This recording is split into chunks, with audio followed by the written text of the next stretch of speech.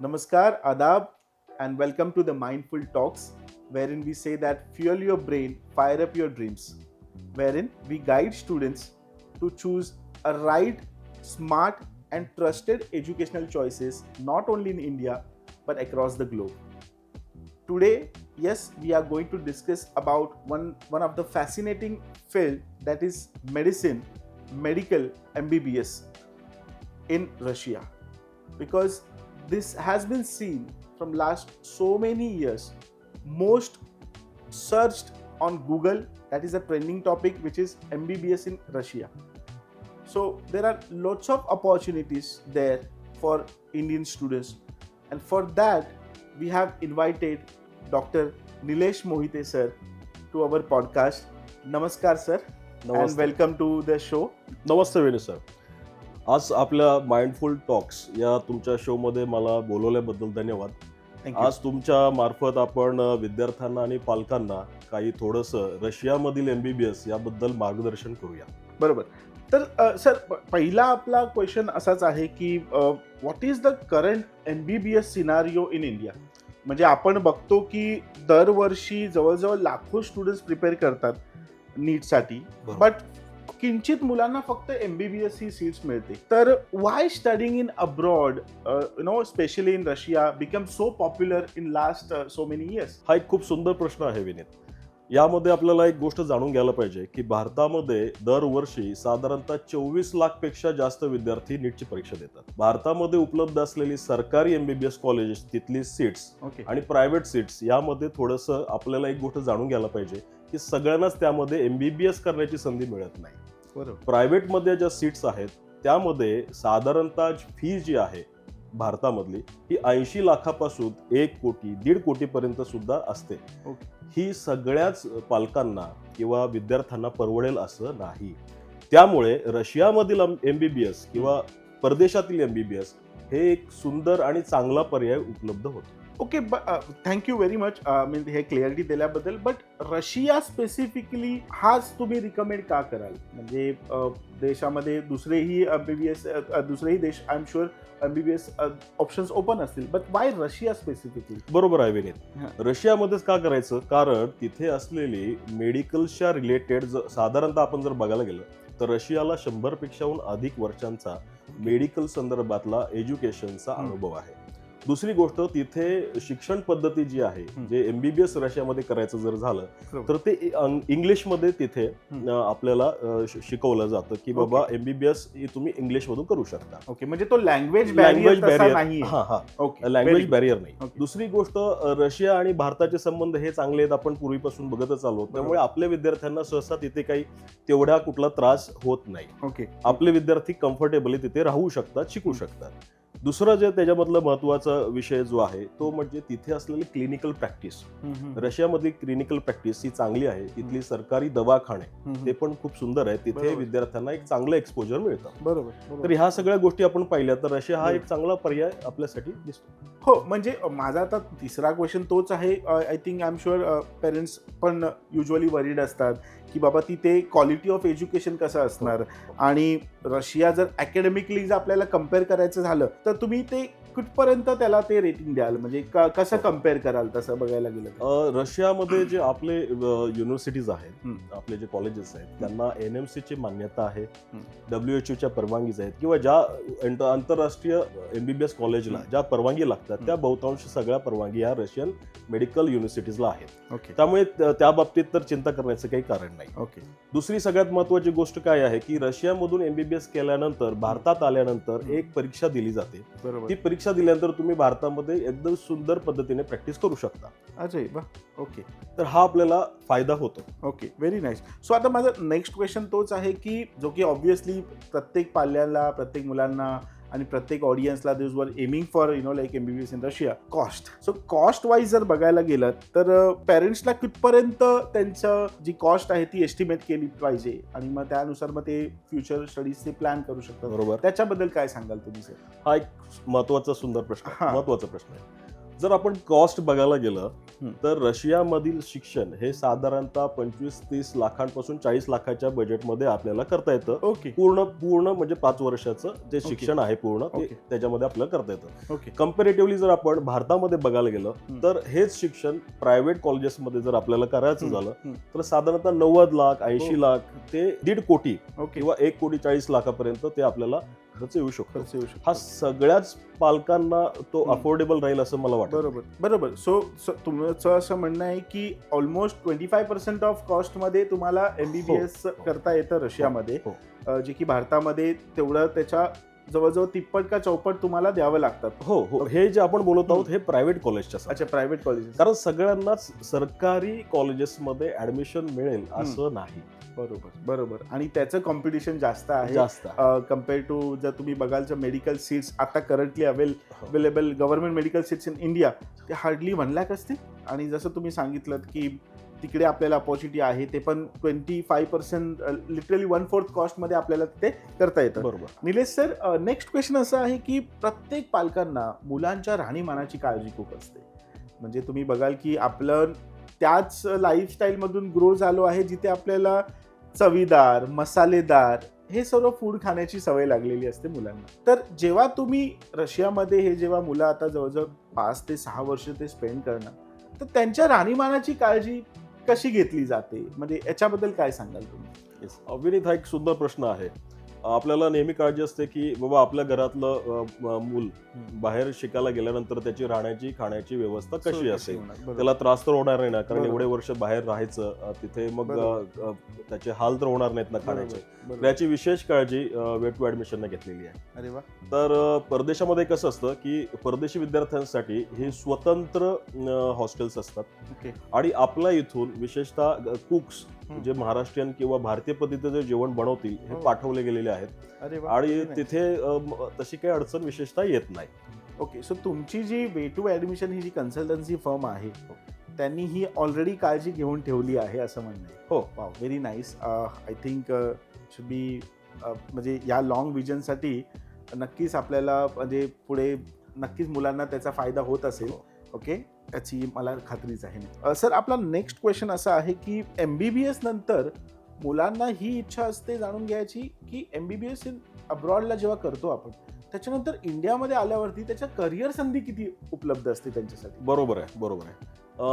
परदेशात MBBS केल्यानंतर म्हणजे रशियामधून MBBS करून झाल्यानंतर भारतात एक परीक्षा आपल्याला द्यावी लागते भारतात प्रॅक्टिस करण्यासाठी. FMGE त्याला आपण असं म्हणतो किंवा नेक्स्ट आता जी येत आहे ती. ओके. तर ती परीक्षा दिल्यानंतर आपल्याला भारतात प्रॅक्टिस करायला काही प्रॉब्लेम येत नाही. ओके. बरेचसे असे MBBS डॉक्टर्स आहेत जे रशियामधून शिकून आलेले आहेत. त्यांनी भारतात येऊन PGs केलेले आहेत आणि ते स्वतः प्रॅक्टिस करत आहेत. अगदी यशस्वीरित्या ते प्रॅक्टिस करत आहेत. तसेच बरेचसे डॉक्टर असे आहेत की ते मोठ्या हॉस्पिटल्स जे चांगले हॉस्पिटल्सचे चेन्स आहेत त्याच्यामध्ये सुद्धा ते अनुभवी डॉक्टर्स म्हणून सध्या काम करत आहेत. अरे वा. सो तुमचं असं म्हणणं की म्हणजे रिसर्च मेडिकल हॉस्पिटल्स आता जे आपला करंटली इंडियामध्ये त्याच्यामध्ये रशियन MBBS डॉक्टर्स आहेत? हो. ओके. अरे वा, व्हेरी नाईस. सर, अजून एक महत्त्वाचा प्रश्न आहे की कोणासाठी योग्य आहे MBBS इन रशिया? हा पण महत्वाचा मुद्दा आहे. रशियन MBBS किंवा रशियामध्ये MBBS कुणी करावं हा महत्वाचा मुद्दा का आहे, कारण ज्या विद्यार्थ्यांना भारतामध्ये प्रायव्हेट कॉलेजेसची फीस देणे शक्य नाहीये, कारण ती फीस साधारणतः मी मगाशी पण बोललो आहे की ही 90 लाखांपासून 80 लाखांपासून 1.40 लाखापर्यंत पण असू शकते. तर ज्यांना ही फीस एवढ्या पद्धतीची किंवा एवढी देता येत नाहीये त्यांच्यासाठी जे 25, 30, 35 किंवा 40 लाखापर्यंत फीस देऊ शकतात पूर्ण कोर्स बद्दल आपण बोलत आहोत, तर त्यांच्यासाठी योग्य आहे. दुसरं म्हणजे ज्यांना MBBS करायचंच आहे की बाबा मला MBBS करायचं आहे आणि प्रॅक्टिस करायची आहे, भारतामध्ये यायचं आहे. पालकांना बऱ्याचदा वाटतं की माझ्या मुलाने MBBS करून भारतात डॉक्टर होऊन चांगली प्रॅक्टिस करावी, त्यांच्यासाठी हा एक चांगला पर्याय आहे. बरोबर. सर, अजून एक असा एक प्रश्न आहे की जो थोडासा सेन्सिटिव्ह टॉपिक आहे. म्हणजे तसं बघायला गेलं तर आज गेले कित्येक वर्ष आपण ऐकतोय युक्रेन रशिया वॉर कॉन्फ्लिक्ट, आणि मग त्याचा परिणाम दिसून आला आहे का? म्हणजे गेल्या या 3-4 वर्षामध्ये तुमचं स्टॅट्स काय मत आहे की म्हणजे पाल्यांनी किंवा पालकांनी त्याचा कितपत विचार करणं गरजेचं आहे, ह्याच्याबद्दल काय सांगाल? बरोबर आहे. हा एक गंभीर प्रश्न आहे. राईट. विनीत, मला असं सांगू वाटतं की जर आपण गेल्या काही वर्षांचं स्टॅटिस्टिक्स जर बघितलं तर रशियामध्ये भारतीय विद्यार्थ्यांची जे शिकायला गेलेले आहेत त्यांची संख्या वाढत चाललेली आहे. साधारणतः 2022-23 जर आपण विचार केला तर त्यावेळेस 22-23 25,000 विद्यार्थी अंदाजे जात होते. ते आता अलीकडच्या काळामध्ये अगदी 30-32 विद्यार्थी पर्यंत गेलेले, म्हणजे ही संख्या वाढत चालली. जर पालकांच्या मनातील भीती हा जो प्रश्न आहे, हा जर तसं बघायला गेलं तर आपले जे कॉलेजेस आहेत, ज्या युनिव्हर्सिटीज आहेत, हे ते वॉर झोन पासून लांब आहेत. साधारणतः उदाहरण जर द्यायचं झालं तर विद्यार्थी पुण्यामध्ये मुंबईमध्ये शिकत असेल आणि कुठे एक उदाहरण म्हणून की काश्मीरमध्ये कुठेतरी आपलं वॉर चालू आहे किंवा असं एक उदाहरण काही कॉन्फ्लिक्ट चालू आहेत, तर एवढा लांब डिस्टन्स साधारणतः आहे असं समजून चालूया. बिकॉज आणि Russia is a big country. हो, रशिया खूप मोठा देश आहे आणि जो वॉर झोन आहे त्याच्यापासून आपल्या युनिव्हर्सिटीज ह्या फार लांब आहेत आणि आपले विद्यार्थी सेफली तिथे आता शिकत आहेत. याआधी देखील आता आपण जर बघायला गेलं तर हे वॉर आता चालू झालेलं नाही, याला एक साधारणतः काही वर्ष झालेली आहेत. आता सुद्धा आपले विद्यार्थी तिथे शिकत आहेत, त्यांना सुद्धा काही अडचण आलेली नाही. राईट. म्हणजे एक असं म्हणता येईल की रशिया ही एक तुमच्यासाठी कॉम्प्रोमाइज नाहीये, म्हणजे कॉम्प्रोमाइज करून म्हणून मला रशियाचं जायचंय असं नाहीये, तर ती एक उज्ज्वल संधी आहे इंडियन स्टुडंटसाठी. हो, तसं बघायला गेलं तर रशिया हे सुरक्षित आहे, त्यामुळे तसं काही घाबरण्याचं कारण तरी सध्या तरी नाही. बरोबर. सर, आता माझा नेक्स्ट क्वेश्चन असा असेल की आपली कन्सल्टन्सी फर्म जी आहे वे टू ऍडमिशन, या वे टू ऍडमिशन बद्दल तुम्हाला सांगायचं झालं तर तुम्ही काय सांगाल? म्हणजे आपण किती वर्षापर्यंत कार्यरत आहोत आणि आपल्या मुलांचं आतापर्यंतचा एक्सपिरियन्स तसा काय आहे तुमचा? तुम्हाला जर एक्सपिरियन्स जर शेअर करण्याची इच्छा आहे तर. हो, जरूर. विनीत, कसं आहे, वे टू ऍडमिशन ही आपली जी फर्म आहे ही गेल्या 15 वर्षांपासून कार्यरत आहे. आपल्या फर्म थ्रू अनेक विद्यार्थ्यांनी चांगल्या पद्धतीने मार्गदर्शन घेऊन, आपले कन्सल्टंट्स आहेत त्यांच्या थ्रू मार्गदर्शन घेऊन बरेचसे विद्यार्थी आता चांगल्या उत्तम पद्धतीचं प्रॅक्टिस करत आहेत. त्यामुळे वे टू ऍडमिशन जरूर तुम्ही एकदा वे टू ऍडमिशन कडून मार्गदर्शन घेऊन बघावं की आपल्या भविष्याबद्दल किंवा आपल्या मुलाबद्दल आपल्याला जी चिंता आहे ती तुम्ही थोडीफार दूर करू शकता. राईट. सो निलेश सर, पालकांना हेही जाणायला आवडेल की वे टू ऍडमिशन आपली जी कन्सल्टन्सी फर्म आहे ती कितपत मुलांना सपोर्ट देते किंवा तुम्ही काय मेंटॉरशिप वगैरे कसे अलोकेट करता? सो ह्याच्याबद्दल काय सांगाल तुम्ही? बरोबर आहे विनीत. आपण एक उदाहरण घेऊया की एखाद्या विद्यार्थ्याचं ऍडमिशन रशियामध्ये झालं आहे. सपोज त्याचे आई वडील विद्यार्थी आपल्या फर्ममध्ये, आपल्या वे टू ऍडमिशन मध्ये आलेत, उदाहरण म्हणून पुण्यामध्ये आलेले आहेत. तर इथून रशियामध्ये जाण्याची व्यवस्था कशी, हा प्रश्न पालकांना पडलेला असतो. तर आपण काय करतो, एक मेंटॉर त्यांना देतो जो की इथून जाण्याची व्यवस्था, फ्लाइट्स, त्याची व्यवस्था, तिथे आगमन झाल्यानंतर, अरायव्हल झाल्यानंतर रशियामध्ये तिथे रिसिव्ह करण्यासाठी आपला एक माणूस त्यांच्यासोबत असतो. कारण आपली रशियामध्ये उफामध्ये एक ब्रांच आहे वे टू ऍडमिशनची. तर त्या ब्रांच थ्रू तिथला आपला एक मेंटॉर त्यांना रिसिव्ह करतो आणि मग तिथे हॉटेलमध्ये राहण्याची व्यवस्था, विद्यार्थ्यांसाठी फ्रेशर्स पार्टी किंवा विद्यार्थ्यांसाठी जे काही डॉक्युमेंटेशन्स, काही प्रोसेस, लिगल प्रोसेस असतील, त्या सगळ्या पूर्ण करून घेऊन अगदी विद्यार्थ्याला हॉस्टेलला सोडूपर्यंत आपला एक माणूस त्या ठिकाणी असतो. अरे वा, म्हणजे एवढं छान आहे की मुलगा इकडून त्याच्या घर सोडल्यानंतर जो होम सिकनेसचा जो इफेक्ट असतो तो न यायला त्याची काळजी वे टू ऍडमिशन घेते. म्हणजे तुम्ही मेंटॉरशिप अलोकेट करता. छान वाटलं ऐकून. तिथे एक तर फ्रेशर्स पार्टी, म्हणजे त्या एन्व्हायरमेंटमध्ये कसं मुलगा कम्फर्टेबल होईल याची काळजी घेण्यात येते असं.